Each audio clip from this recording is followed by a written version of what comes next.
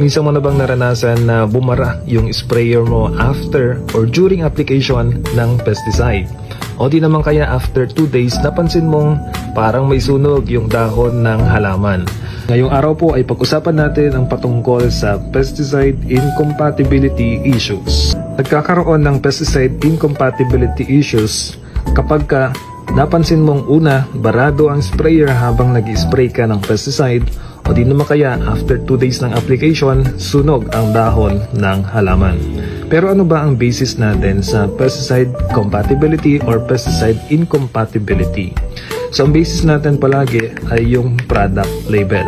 So halimbawa dito sa helmet insecticide, sinasabi dito na ang helmet ay compatible with most commonly used insecticides except sa mga alkaline-based compound.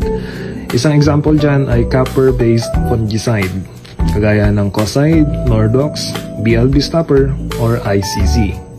Etong MVP insecticide, sinasabi dito na compatible ang MVP sa hexaconazole, propiconazole, at carbendazim na mga fungicides.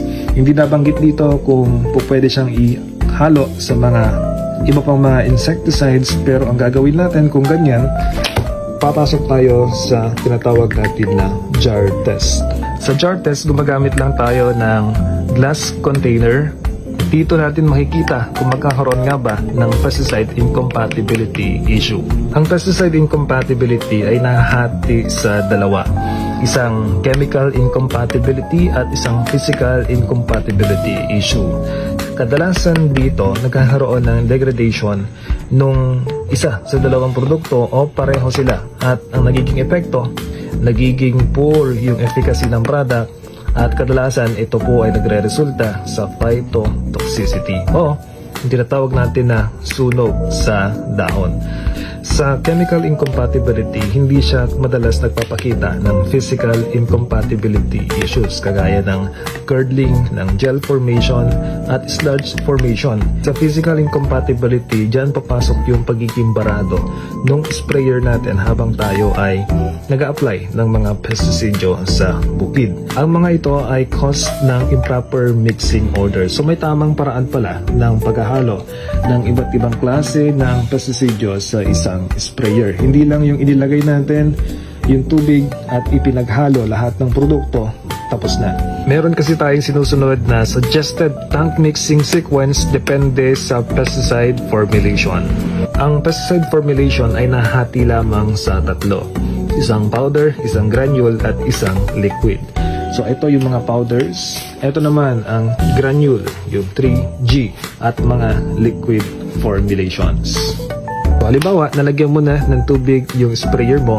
Ang unang ilalagay natin sa mga grupo ng pesticide na to ay yung mga powder formulation muna. So hindi ko naman sinasabi na lahat ng ito ay paghahaluin nyo na doon sa sprayer. Nagbibigay lang ako ng example kung ano yung mga produktong pwedeng ipaghalo base sa kanilang pesticide formulation. So halimbawa ng mga powder formulation ay yung WG, SG, at SB. Kadalasan ang formulation makikita natin doon na mismo malapit sa brand names ng pesticide. So ito, wettable powder, WP. Ito namang MVP, ito ay soluble powder. Ang Starkel ay soluble granule. Ang Vertaco ay wettable granule, at ganoon din ang Chess ng Syngenta, wettable granule. So lahat ng powder formulation, mauuna yan doon sa sprayer natin. So haluin ng mabuti, at pagkatapos isusunod natin ang mga dispersed liquid formulation. So katulad ng SC, FSE, EWCS, at ZC. So anong mga examples nito? Halimbawa, meron tayo ditong Oberon Speed na ang formulation niya ay SC. Ito po, SC. Meron din tayong Prevaton, SC. Ang Guardmax na ZC. So ang ZC ay combination ng formulation ng SC at saka ng CS. So matapos ang paglalagay natin ng powder, susunod natin ang mga formulations ng mga pesticide na ito. lugin natin ng sprayer at isusunod naman natin ang other liquids. Ito yung mga formulations na mayroong EC, OD, S, or SL. Halimbawa, itong Simbush ay emulsifiable concentrate. Ganun din itong Helmet insecticide, emulsifiable concentrate. Pero ang Solomon, meron siyang formulation na OD. So, yan po ay papasok doon sa other liquids. Sa step number 5, inilalagay natin ang mga adjuvants. So, ito yung mga surfactants natin, yung spreader sticker, at iba pang mga produkto. So, ilalagay naman natin ngayon yung ating host stick. Sa ibang produkto, yung APSA, silhouette, at iba pang mga sticker spreader. So, step number 5 po ang mga surfactants. Sa step number 6, doon natin ihahalo ang mga nutrients o mga foliar fertilizers kakaya ng Hyper, ng Omega Green, ng Crop Giant, Power Max, at NutriPlant. So, sa paggamit ng suggested tank mixing sequence, may iwasan natin ang pagkakaroon ng chemical at physical incompatibility issues na nagre-resulta sa baradong sprayer at pagkasunog ng dahon ng halaman.